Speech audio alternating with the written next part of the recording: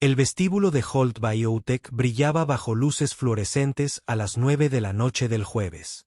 Un guardia de seguridad le retorció el brazo a James Carter por la espalda con fuerza experta.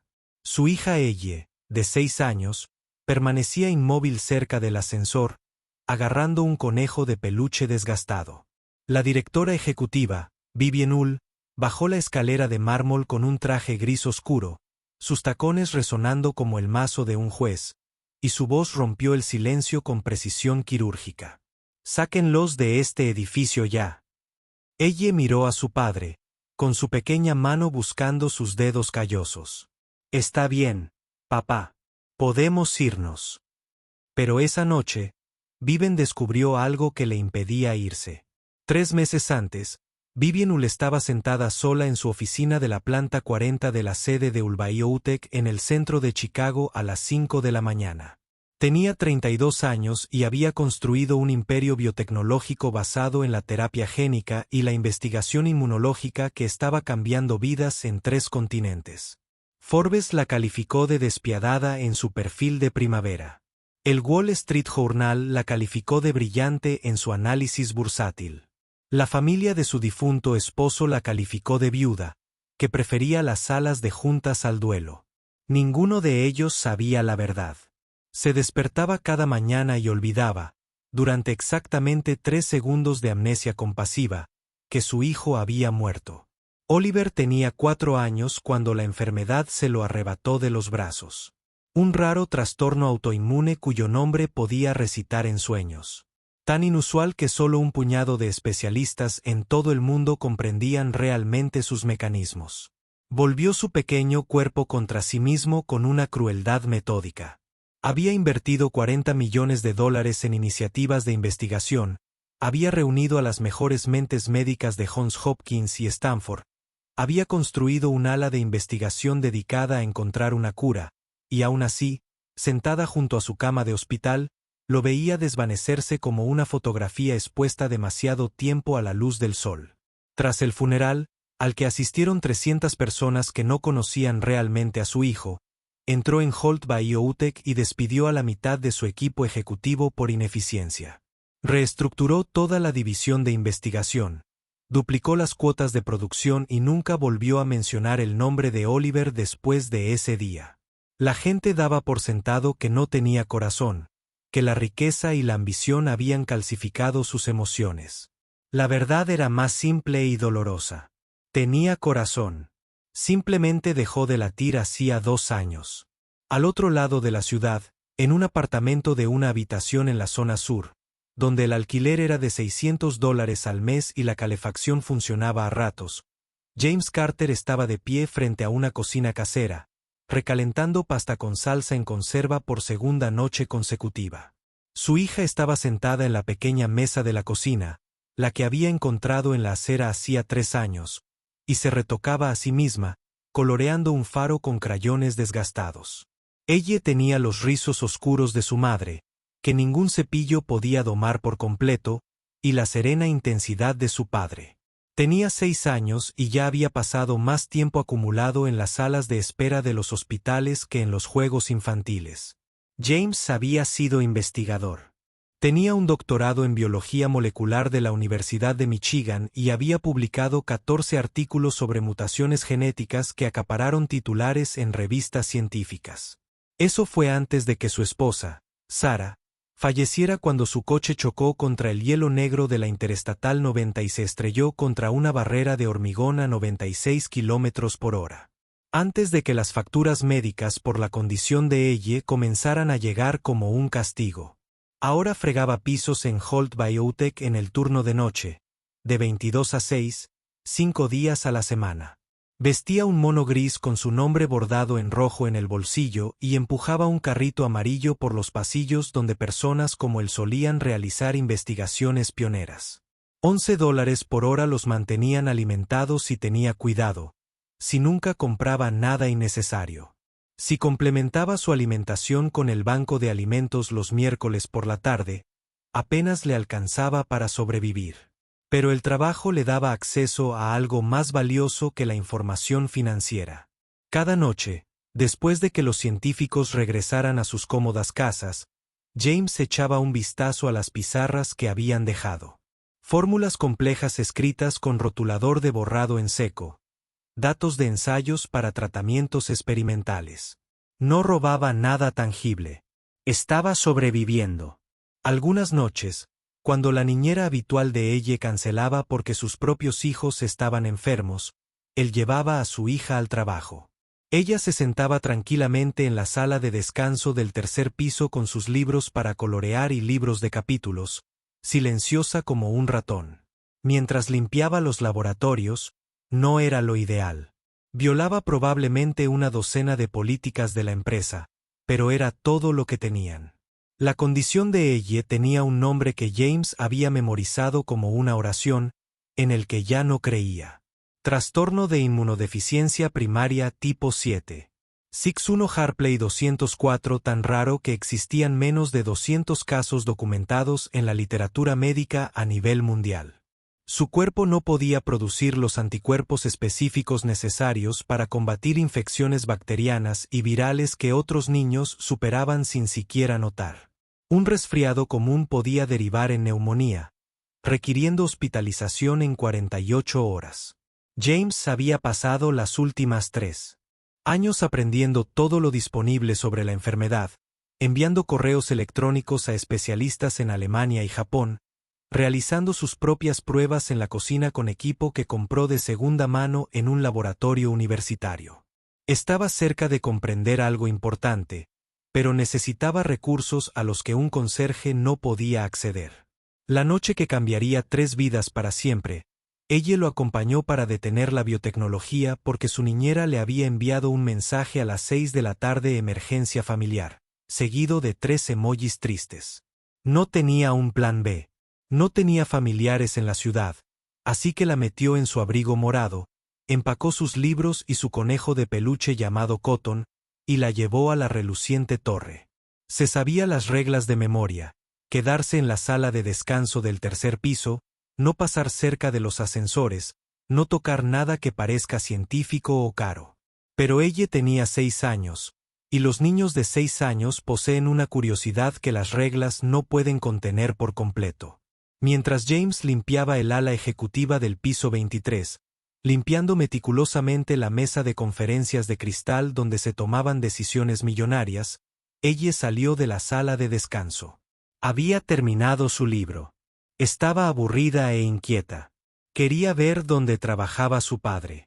Deambuló por un pasillo que olía a nada, a aire filtrado de cada partícula. Se encontró frente a una puerta marcada con letras rojas y negritas como solo personal autorizado. Un becario descuidado la había dejado abierta, con prisas por una cita.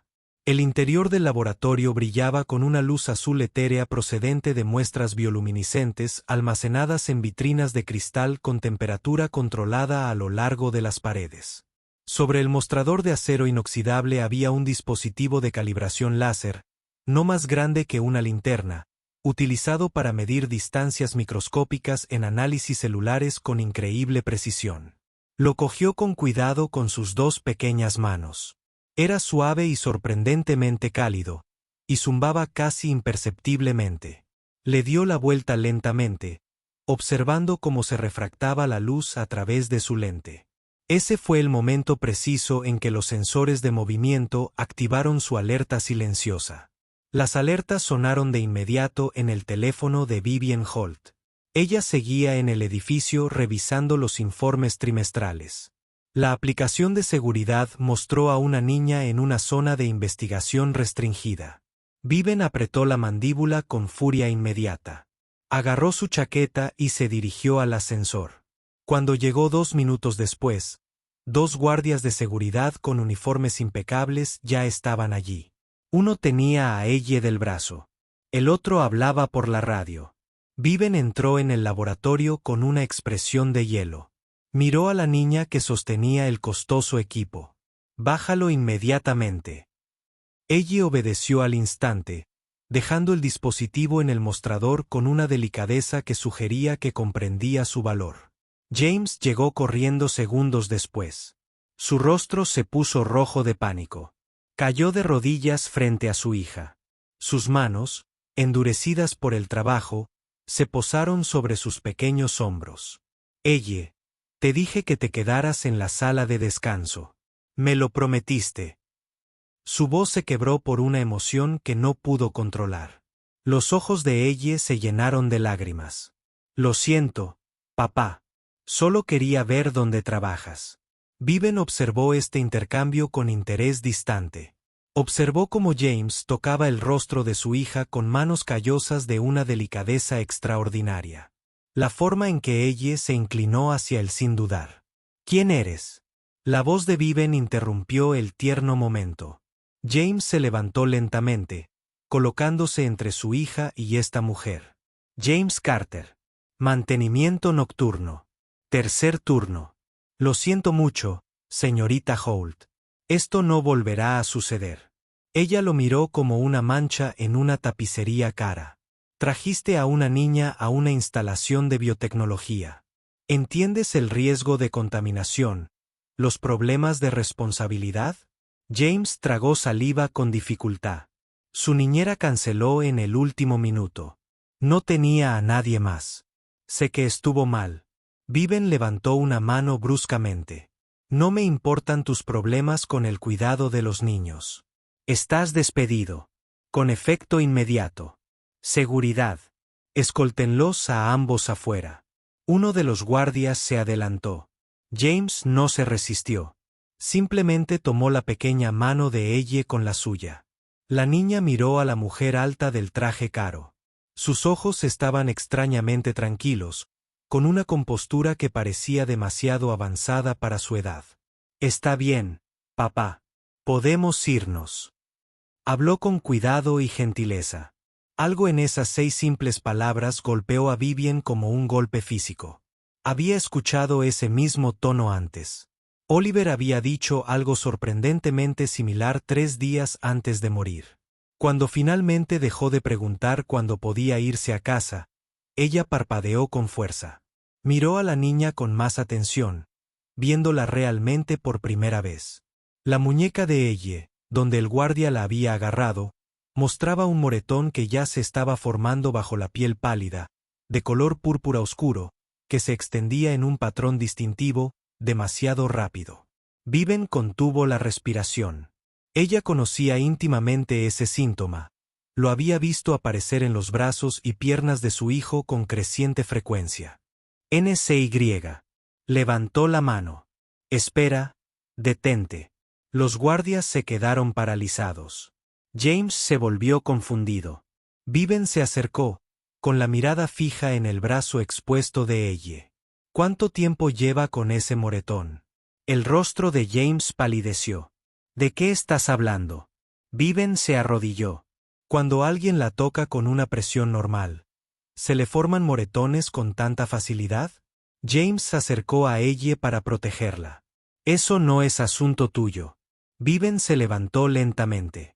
Por primera vez en 2 años, su máscara, cuidadosamente cuidada, se deslizó. A mi hijo le pasó exactamente lo mismo. Las palabras flotaban en el aire estéril entre ellos. James la miró fijamente. Viven se alisó la chaqueta, recomponiéndose. Puedes quedarte. Mantén tu trabajo por ahora, pero manténla fuera de las zonas restringidas. Se giró bruscamente y se alejó, haciendo sonar los tacones, dejando a James allí de pie, sosteniendo a su hija, completamente inseguro de lo que acababa de pasar. Ella susurró, «Nos va a ayudar la mujer que da miedo, papá». Él no tenía respuesta. Esa noche, Vivian no pudo dormir. Sentada en su ático con vistas al lago Michigan, contemplando las luces de la ciudad, vio el rostro de Oliver en cada sombra. Abrió las grabaciones de seguridad en su tableta y las vio 3 veces. La niña en el laboratorio. La forma en que se movía, cuidadosa, deliberada, como alguien que había aprendido a través de la dolorosa experiencia que cada movimiento podía causar dolor, abrió su portátil y accedió a la base de datos de empleados. James Carter, 37 años, contratado hacía 8 meses. Puesto en mantenimiento nocturno. Antes de eso, una notable brecha de casi 3 años sin historial laboral registrado. Investigó más a fondo y encontró su antiguo currículum enterrado en archivos. Doctor en biología molecular, investigador publicado con 14 artículos revisados por pares. Hacía 3 años, había trabajado para Meridian Pharma, uno de sus principales competidores. Luego, nada. Silencio absoluto. Cotejó su nombre con registros públicos. Encontró un obituario. Sarah Carter, amada esposa y madre, de 31 años, falleció trágicamente en un accidente de tráfico. Le sobreviven su esposo James y su hija Elle, de 3 años. Las fechas coincidían perfectamente. Una investigadora de doctorado con una prometedora carrera se convirtió en conserje. Su hija padecía una enfermedad rara. Reconoció ese tipo particular de desesperación. A la mañana siguiente, llamó a su jefe de seguridad. Quiero una verificación completa de antecedentes de James Carter. Tengo todo lo disponible. Quiero saber específicamente por qué dejó Meridian Pharma hace 3 años. El informe completo llegó en 48 horas. James no había dejado Meridian voluntariamente. Fue despedido con causa justificada. La razón oficial fue violaciones éticas y mal uso de los recursos de la empresa. Sospecha de robo de datos de investigación confidenciales, pero los detalles específicos eran vagos, sellados por un acuerdo de confidencialidad. Hizo una llamada telefónica discreta a un contacto en la FDA y le hizo preguntas cuidadosamente formuladas sobre cualquier investigación detectada de Meridian Pharma de hace aproximadamente 3 años. La respuesta llegó en cuestión de horas. Había habido una denuncia. Un investigador había afirmado que Meridian había falsificado sistemáticamente datos de ensayos clínicos sobre un tratamiento experimental con anticuerpos. El nombre del investigador había sido censurado, pero la cronología coincidía exactamente con el despido de James. James no había robado información de la investigación. Había intentado exponer un fraude. Por ello, arruinaron su carrera. Ella empezó a vigilarlo con más atención, no a través de cámaras de seguridad, sino en persona. Se quedaba en la oficina hasta tarde y recorría los pasillos mientras él trabajaba. Era meticuloso. Limpiaba como alguien que entendía a la perfección los protocolos de contaminación. Una noche, alrededor de la medianoche, lo vio en el ala de investigación, inmóvil frente a una pizarra cubierta de fórmulas complejas. No la tocó, simplemente se quedó allí leyendo, con la mirada recorriendo las ecuaciones, claramente memorizando. Ella salió de entre las sombras. ¿Entiendes lo que es eso? James se giró, sobresaltado. Señorita Holt, estaba terminando esta sección. Se acercó. Es una vía de síntesis de proteínas para un tratamiento con anticuerpos monoclonales. No dijo nada. Ella lo observó. Trabajaste en algo parecido en Meridian, ¿verdad? Apretó la mandíbula. Ya no trabajo en investigación. Limpio pisos. ¿Por qué te despidieron? James apartó la mirada. Porque no mentiría cuando me lo pidieron.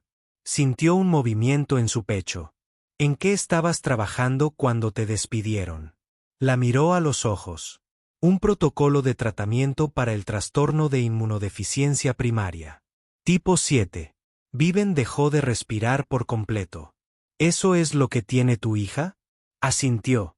¿Y lo que tenía tu hijo? Silencio. Por fin. Viven habló en voz baja. Muéstrame en qué estabas trabajando. No supo del todo por qué dijo esas palabras. Pero una hora después, siguió a James a su apartamento en su Mercedes, que parecía absurdamente fuera de lugar en su calle. El apartamento era pequeño y claramente desgastado, pero limpio, organizado, querido. Ella dormía en la habitación individual, respirando suave y tranquilamente. Sacó una caja de cartón de debajo de la mesa de la cocina. Dentro, cuadernos, cientos de páginas de notas de investigación manuscritas, fórmulas escritas con precisión matemática, proyecciones de ensayos, tablas de datos compiladas minuciosamente. Viven se sentó a la mesa de la cocina y empezó a leer. Era brillante, tosco y sin pulir en algunos puntos, claramente carente de recursos para realizar pruebas adecuadas, pero fundamentalmente brillante. Había identificado una secuencia de anticuerpos sintéticos que podría estabilizar la respuesta inmunitaria en pacientes con síndrome de Pitt tipo 7.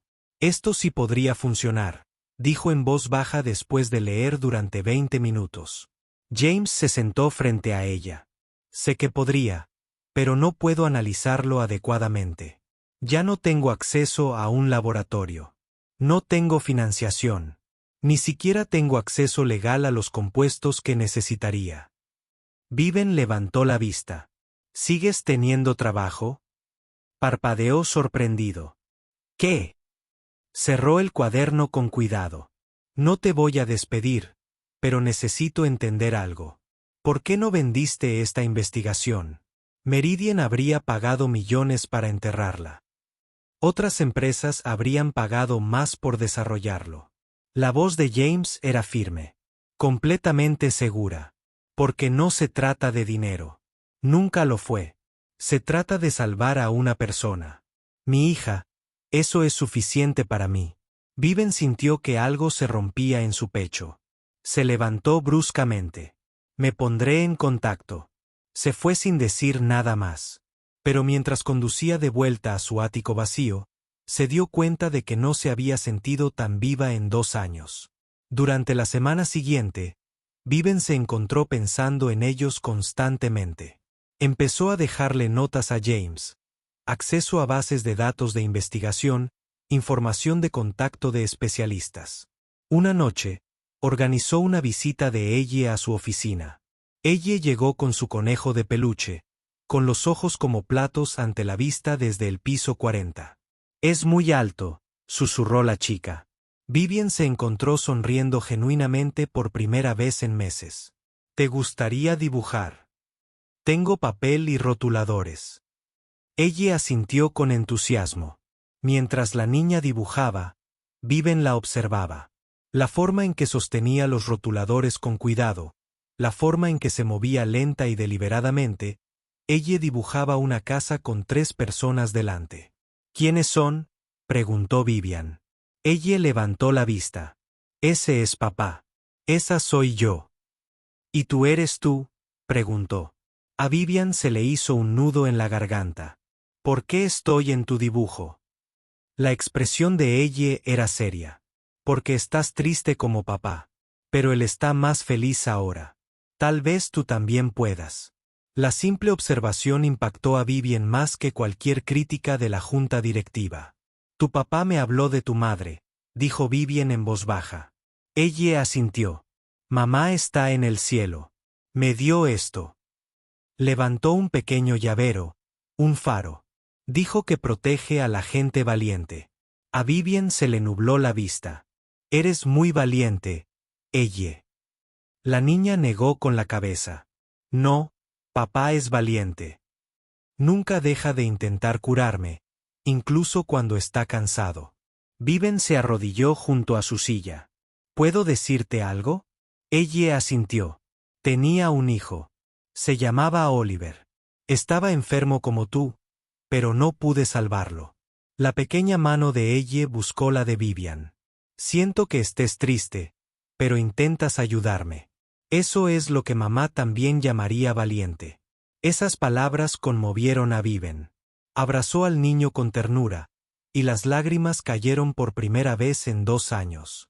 Cuando James fue a recoger a ella 1 hora después, los encontró sentados juntos. La expresión en el rostro de Viven era diferente, más suave, casi pacífica. La junta directiva descubrió lo que Vivian estaba haciendo en cuestión de días. Había sido descuidada. Había usado recursos de la empresa para obtener los registros detallados del personal de James y las cámaras de seguridad la habían visto salir de su edificio a las 2 de la mañana. Uno de los principales inversores, Gregory Haynes, convocó una reunión de emergencia de la junta directiva. Estaba sentado a la cabecera de la mesa de conferencias, con la cara roja de ira apenas contenida. Estás confraternizando inapropiadamente con un investigador despedido por robar datos confidenciales. ¿Tienes idea de cómo se ve? Los inversores amenazan con retirarse. Viven mantuvo la calma en apariencia. No robó nada. Meridian Pharma falsificó datos de ensayos clínicos y él intentó exponerlos. Haynes golpeó la mesa con la palma de la mano. No me importa. Tenemos grandes inversores que amenazan con retirar una financiación significativa. Creen que estás emocionalmente comprometida. Se inclinó ligeramente hacia adelante. Mi criterio es la única razón por la que esta empresa existe y sigue siendo rentable. Otra miembro de la junta, Patricia Lowe, habló con cautela. Vivian, entendemos que has sufrido una pérdida tremenda, pero debes considerar cómo se ve esto. Un director ejecutivo que desarrolla una relación personal con un conserje que tiene un hijo enfermo. Parece que intenta salvar a tu hijo a través de la hija de otra persona. La voz de Vivian se volvió gélida. No te atrevas a hablar de mi hijo. Ninguno de ustedes vino a su funeral. La sala quedó en completo silencio. Haynes se recostó. Entonces hablemos de James Carter y del futuro de tu empresa. O cortas todos los vínculos con él inmediatamente o te destituimos como director ejecutivo. Tenemos las acciones combinadas para hacerlo. Vivian miró a su alrededor. Gente que había ganado millones con su trabajo. Se levantó lentamente. Haz lo que creas necesario. No voy a abandonarlo ni a él ni a su hija. Salió, con los tacones resonando en Marvel, dejando un silencio atónito. Afuera, Haynes se volvió hacia los demás. Llamen a nuestros abogados de inmediato. Estamos iniciando un proceso de deportación. En el estacionamiento, Vivian estaba sentada en su coche, con las manos temblando tanto que no podía sujetar el volante. Lo había arriesgado todo, su empresa, su puesto, su legado por un hombre al que apenas conocía y una niña que le recordaba lo que había perdido. No se arrepentía. Esa constatación la asustó más que nada. Esa noche, fue al apartamento de James sin avisar. Él abrió la puerta, sorprendido. Señorita Holt, dijo, su armadura profesional finalmente se quebró. Me van a destituir como director ejecutivo porque no dejaré de ayudarte. James retrocedió. Nunca te pedí que lo arriesgaras todo. Entró. Lo sé, pero prefiero hacerlo. En fin, ella salió del dormitorio, frotándose los ojos soñolientos. Señorita Vivian, ¿ha venido a cenar? La inocente pregunta hizo sonreír a Vivian a pesar de todo. No quería molestar. James negó con la cabeza. No lo harás. Quédese, por favor. Comieron pasta sencilla en la mesa pequeña. Ella charló sobre la escuela, sobre un libro que estaba leyendo. Vivian se relajó. Este pequeño apartamento tenía más calidez que su ático. Después de cenar, mientras James lavaba los platos, ella le enseñó a Vivian su habitación. Las paredes estaban cubiertas de dibujos. Este es mi favorito, dijo ella, señalando una foto de 3 personas tomadas de la mano. Somos nuestra familia. Mira, papá, yo y tú. A Vivian se le encogió el pecho. Cariño, no soy de la familia. Solo soy alguien que ayuda a tu padre. Ella la miró con esos 2 ojos sabios. La familia es gente que se cuida. Tú nos cuidas. Eso los convierte en familia. La simple lógica deshizo a Vivian por completo. Cuando James los encontró minutos después, Vivian lloraba en silencio mientras ella le daba palmaditas en la mano. Se arrodilló junto a ellos. ¿Qué pasó? Vivian lo miró entre lágrimas. Estoy perdiendo todo lo que construí. Mi empresa, mi puesto, todo. Y no lo siento. ¿Qué me pasa? James le tomó la mano con suavidad. No te pasa nada. Simplemente estás volviendo a vivir. Esas palabras calmaron algo en lo profundo de Vivian. No estaba perdiendo. Estaba eligiendo. 2 días después, un miércoles por la tarde, ella se desplomó en la escuela durante el recreo. James recibió la llamada de emergencia a la 1:15 mientras reponía los productos de limpieza. Lo dejó todo y salió corriendo. Para cuando llegó al Hospital Northwestern Memorial, donde la había llevado la ambulancia, ya estaba en la UCI, con la fiebre subiendo peligrosamente a 40 grados, el recuento de glóbulos blancos bajando rápidamente, la presión arterial inestable y en declive. Los médicos estaban sin rodeos. Sin un tratamiento experimental, le quedaban quizás 48 horas, quizás mucho menos.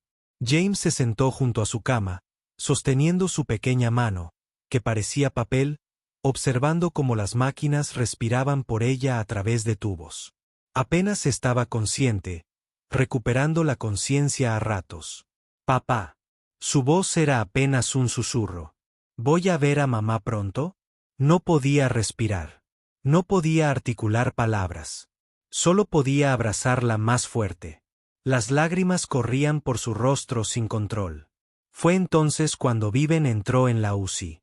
Había acudido en cuanto lo oyó. James levantó la vista, con el rostro empapado en lágrimas y los ojos completamente hundidos. «Ya no sé qué hacer.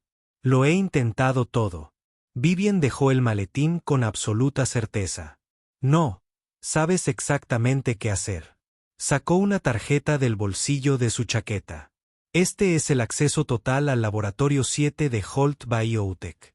Es un centro de investigación privado, completamente fuera de los registros oficiales. Todo lo que necesitas está ahí. Compuestos, equipo, todo». James miró la tarjeta con incredulidad. «Si uso esto, si alguien se entera, perderás todo lo que te queda. Tu reputación.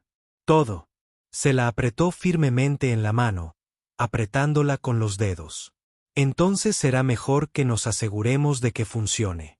Trabajaron toda la noche en un laboratorio que bullía con cientos de miles de dólares en equipos. James sintetizó la secuencia de anticuerpos que había estado desarrollando durante 3 años. Trabajando de memoria y de sus notas manuscritas cuidadosamente conservadas, Viven manejó el equipo de diagnóstico, estabilizó los compuestos químicos y monitoreó los resultados en múltiples pantallas de computadora. No había estado en un laboratorio activo desde la muerte de Oliver, no había tocado equipo de investigación en 2 años, pero sus manos recordaban los movimientos. Recordaban el propósito y el significado. A las 4 de la mañana, con el amanecer acercándose, tenían un suero viable en un pequeño frasco de vidrio.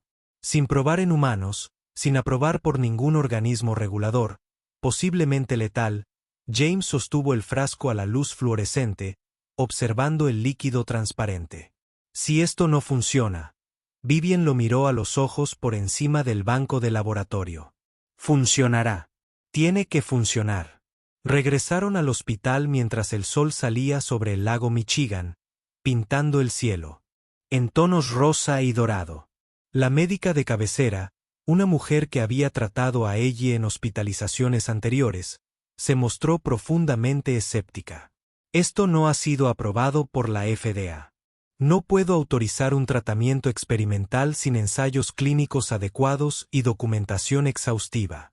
Podría perder mi licencia médica». Viven la interrumpió con firmeza. «Lo autorizo como directora ejecutiva de Holt Biotech. Asumo toda la responsabilidad legal y financiera. Si alguien te persigue, primero lo hará por mí». La doctora dudó, mirando el rostro desesperado de James, y luego asintió lentamente. Administraron el suero por la 4ª vía de Elle. Con cuidado, 1 millón a la vez. Elle no se despertó. Al principio no respondió. Esperaron en la pequeña habitación. Pasó 1 hora en un silencio agonizante. James caminaba frenéticamente de un lado a otro. Viven permaneció inmóvil junto a la ventana, con las manos tan apretadas que tenía los nudillos blancos. 2 horas, nada. La esperanza de James se desvanecía. Entonces, casi imperceptiblemente, la fiebre de Elle empezó a bajar. Poco a poco, su ritmo cardíaco se estabilizó. Al amanecer, su recuento de glóbulos blancos volvía a la normalidad. La doctora revisó los monitores repetidamente, con una clara incredulidad en su rostro. «Esto no debería ser médicamente posible». La recuperación es demasiado rápida para cualquier tratamiento conocido. James se desplomó en la silla junto a la cama, sollozando abiertamente, todo el miedo y el agotamiento fluyendo. Vivien se quedó de pie junto a la ventana, viendo cómo el sol teñía de oro la ciudad, y susurró palabras destinadas solo a un fantasma. Lamento no haber podido salvarte, Oliver, pero la salvé a ella. Espero que eso importe en alguna parte. Sintió una mano en su hombro. James permaneció allí, con los ojos rojos, pero lleno de una gratitud indescriptible. Me devolviste a mi hija. Vivien negó con la cabeza. La salvamos juntos. La abrazó y ella se dejó abrazar. Se permitió sentir algo más que dolor por primera vez en 2 años. Se quedaron allí mientras el amanecer llenaba la habitación. 2 personas rotas que habían encontrado fuerza la una en la otra. Ella durmió plácidamente, recuperando el color, respirando con firmeza y fuerza. El monitor sonaba rítmicamente. Un latido. Una esperanza de vida. Ella se despertó 3 horas después, abrió los ojos de golpe, confundida por la habitación del hospital, y vio a su padre dormido en la silla junto a su cama. Su mano aún sujetaba la suya con fuerza. Entonces vio a Viven de pie cerca de la puerta, como si no estuviera segura de si pertenecía allí. «Hola», dijo ella en voz baja. Viven se acercó, con la garganta apretada por la emoción. «Hola, cariño». Ella sonrió, débil pero sincera. «Me ayudaste a salvarme, ¿verdad?». Vivien asintió, incapaz de hablar por la emoción que le bloqueaba la garganta. Ella extendió lentamente la mano, la que no tiene la vía intravenosa. Viven la tomó con cuidado. El agarre de la niña era débil, pero cálido. «Viva, gracias por salvarme la vida». Esas simples palabras rompieron algo dentro de Vivien que había estado sellado durante 2 años. Durante los siguientes 5 días, permanecieron juntos en el hospital. James apenas se separaba de ella, excepto cuando las enfermeras lo obligaban físicamente a ducharse o comer algo. Vivien traía comida de buenos restaurantes, ayudaba con incomprensibles trámites del seguro que amenazaban con sepultarlos y se quedaba mucho más tiempo del necesario. Canceló importantes reuniones de la junta directiva, ignoró las llamadas urgentes de los abogados. Sus prioridades habían cambiado radicalmente. Una noche, después de que ella finalmente se durmiera profundamente, se sentaron en el pasillo frente a su habitación, bebiendo un café horrible de la máquina expendedora que, por alguna razón, costaba $3 la taza. James habló primero, mirando fijamente su taza. «¿Por qué? ¿De verdad estás haciendo todo esto? Apenas nos conoces». Viven se miró el reflejo en la ventana oscura frente a ellos. «Porque sé exactamente lo que es ver morir a alguien a quien amas y ser completamente incapaz de detenerlo. Conozco esa impotencia, esa rabia contra el universo. Y no podría vivir conmigo misma si no intentara evitar que le sucediera a alguien más cuando realmente tenía el poder de hacer algo». Se quedó callado un largo momento. «Tu hijo, ¿cómo se llamaba? Nunca lo has dicho en voz alta». Dudó. El nombre se había vuelto sagrado, algo que protegía con fiereza al no pronunciarlo nunca. Entonces, por primera vez en 2 años, se permitió decirlo. «Oliver». Se llamaba Oliver. «James Hull». James levantó la vista. «¿James?». Ella asintió. «Por mi padre. Murió cuando yo tenía 12 años. Oliver nunca lo conoció, pero quería que llevara ese nombre». La voz de James era suave. «Oliver tuvo mucha suerte de tenerte como madre». A Viven se le hizo un nudo en la garganta. «No fui suficiente. Tenía todos los recursos del mundo, los mejores médicos, fondos ilimitados, y aún así no fue suficiente para salvarlo. ¿Qué clase de madre fracasa así?». James la miró directamente. «De las que son humanas. Hiciste todo lo humanamente posible.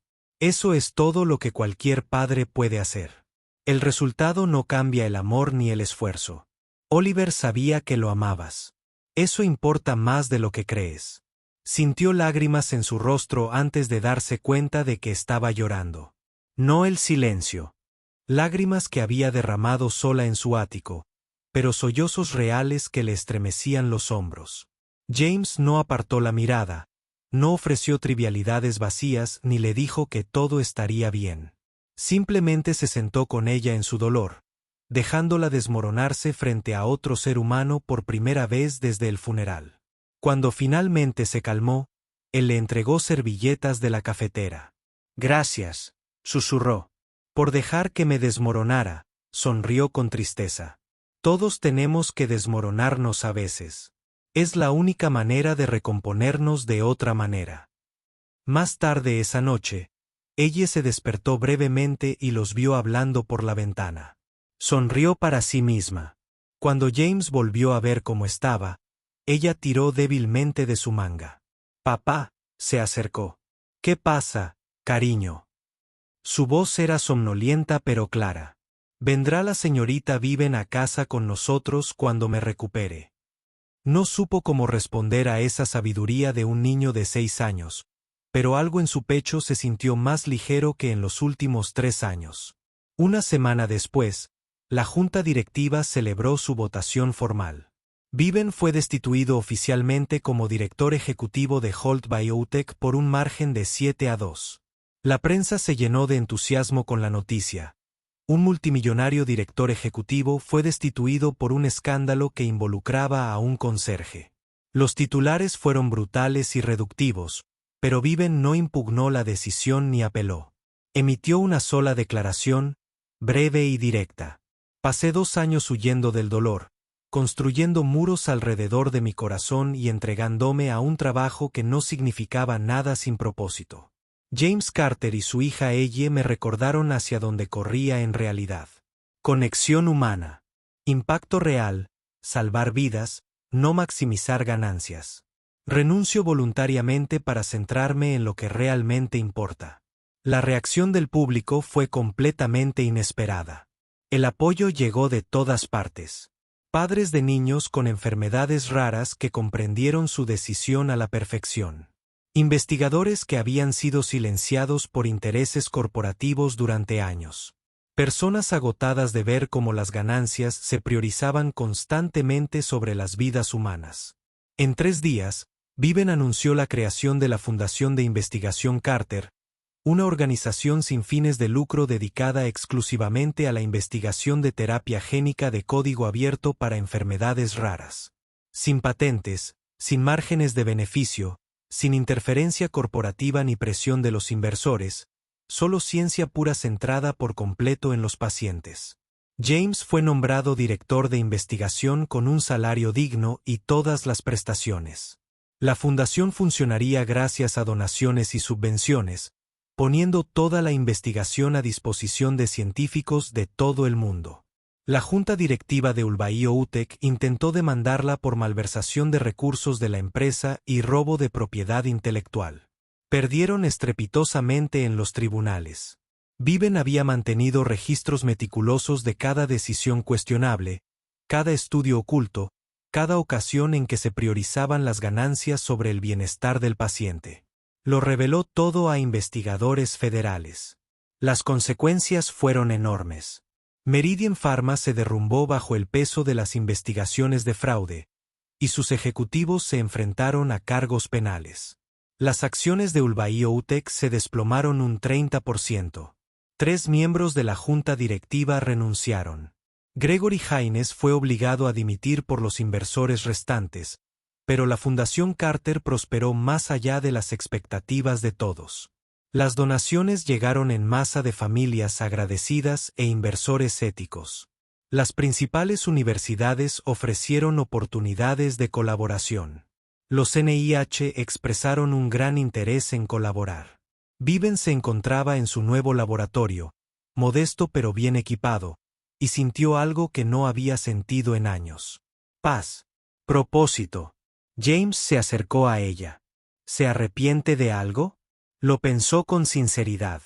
Lamento que me haya llevado tanto tiempo entender lo que importa. Pero no me arrepiento de haberme ido. Esa empresa se convirtió en mi prisión. Esto es libertad. Sonrió. Libertad para hacer el bien de verdad. Ella asintió. Para salvar vidas en lugar de enriquecer a los accionistas. Para honrar la memoria de Oliver de una manera que realmente signifique algo. 6 meses después, ella estaba realmente sana por primera vez en su vida. Estaba subiendo de peso de forma constante. Sus mejillas tenían un color natural en lugar del brillo del hospital. Asistía a la escuela con regularidad sin ausencias constantes. James los había mudado a un apartamento mejor, con 2 dormitorios de verdad, una cocina con electrodomésticos que funcionaban de verdad. No era lujoso, pero era su hogar. Viven los visitaba a menudo.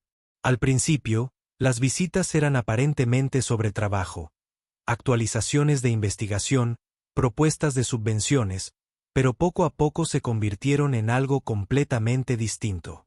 Las cenas de los jueves por la noche se convirtieron en noches de cine habituales los sábados, donde veían películas de animación que ella elegía con entusiasmo. Una noche de principios de primavera, James estaba cocinando pasta con verduras frescas mientras Vivian la ayudaba con la tarea de matemáticas en la mesa de la cocina. El apartamento olía a ajo y tomate. La música sonaba suavemente en la radio. Ella levantó la vista de su hoja de ejercicios. Señorita Vivian, ¿tiene familia? Vivian hizo una pausa. Yo tenía familia. Mi hijo Oliver. Ella inclinó la cabeza pensativa. Pero ahora está en el cielo, ¿verdad? Como mi mamá. Vivian asintió. El rostro de ella se iluminó. Ned, con una solución inocente. Entonces puedes compartirla nuestra si quieres. Ahora tenemos espacio extra en el nuevo apartamento. ¿Verdad, papá? James se apartó de la estufa, con la garganta repentinamente apretada por la emoción. Los ojos de Vivian se llenaron de lágrimas. Querrías que fuera parte de tu familia. Ella pareció confundida por la pregunta. Ya lo eres. Vienes a cenar. Ayudas con la tarea. Haces reír a papá. Eso es lo que hacen las familias. James se acercó a la mesa y se sentó junto a ellos. Tiene razón. Son familia. Lo han sido durante meses. Vivian se secó los ojos. Me gustaría mucho ser parte de tu familia. Ella abrazó a Vivian. Bien, porque ya les dije a todos en la escuela que ahora eres mi mamá. Espero que esté bien. James se rió, con un sonido pleno y genuino. Vivian abrazó a la niña, llorando y riendo a la vez. Está más que bien. Es perfecto. La primavera llegó con fuerza a Chicago. La Fundación Carter seguía creciendo a un ritmo constante. James había perfeccionado aún más el tratamiento con anticuerpos y 3 niños más habían sido tratados con éxito en importantes hospitales utilizando sus protocolos de investigación. Un sábado de abril, fueron al parque cerca del lago. Ella corría delante por el sendero, persiguiendo palomas y riendo de alegría. James y Vivian caminaban detrás. ¿Puedo preguntarte algo?, preguntó James, deteniéndose. Por supuesto. ¿Tienes miedo de dejarte amar de nuevo? ¿De abrir tu corazón y arriesgarte a ese tipo de dolor? De nuevo. Vivian contuvo la respiración. Pero allí de pie, bajo la luz del sol primaveral, viendo a ella dar vueltas bajo los árboles recién florecidos, finalmente supo la respuesta con certeza. Solía estar aterrorizada. Después de la muerte de Oliver, juré que nunca más me permitiría preocuparme tanto por nadie. El dolor era demasiado. Pero ahora me doy cuenta de que cerrar mi corazón no me protegió del dolor. Simplemente me mató por dentro. Tú y ella me devolvieron la vida. Así que no, ya no tengo miedo. James sonrió, una calidez genuina en sus ojos. Bien, porque yo tampoco tengo miedo. Ella corrió hacia ellos, sin aliento y con una amplia sonrisa. Les agarró las manos a ambos sin pedir permiso. Vamos, quiero mostrarles los patos del estanque. Tienen crías. Los atrajo hacia adelante con una fuerza sorprendente. Los siguieron, tomados de la mano a través del niño que los separaba. James y Vivian se miró por encima de la cabeza de ella. No se pronunciaron palabras, solo un intercambio de comprensión entre dos personas que se habían reencontrado en el dolor y habían construido algo hermoso a partir de los pedazos rotos. Esa noche, mientras caminaban de vuelta al coche bajo la luz dorada del atardecer, ella se adelantó saltando, tarareando una canción del colegio. James aminoró el paso. Gracias, dijo en voz baja, por vernos, por no irte cuando habría sido mucho más fácil. Viven le apretó la mano suavemente. Creo que tal vez me salvaste tanto como yo te salvé a ti y a ella. Ella se dio la vuelta, caminando hacia atrás con la confianza de una niña sana. ¿Somos una familia ahora? ¿Como una verdadera familia para siempre? James y Vivian dejaron de caminar, se miraron, luego a ella. Vivian se agachó, poniéndose a la altura de los ojos de la niña que lo había cambiado todo. Sí, cariño. Somos una familia. Una familia para siempre, dijo ella radiante de felicidad. Qué bien, porque ya le dije a mi maestra en la escuela que serás mi mamá. Espero que no te importe. Los ojos de Vivian se abrieron de par en par, sorprendidos. James rió, con un sonido pleno y real, libre del peso que había cargado durante años. Vivian se puso de pie, secándose los ojos, pero sonriendo entre lágrimas. Supongo que es oficial, entonces. Caminaron juntos hacia el coche mientras el sol se ponía sobre el lago Michigan, tiñendo el cielo de tonos rosados y dorados. Una familia construida no con sangre ni votos tradicionales, sino con segundas oportunidades, coraje y la voluntad de sanar juntos. Al final, eso fue más que suficiente. Lo fue todo.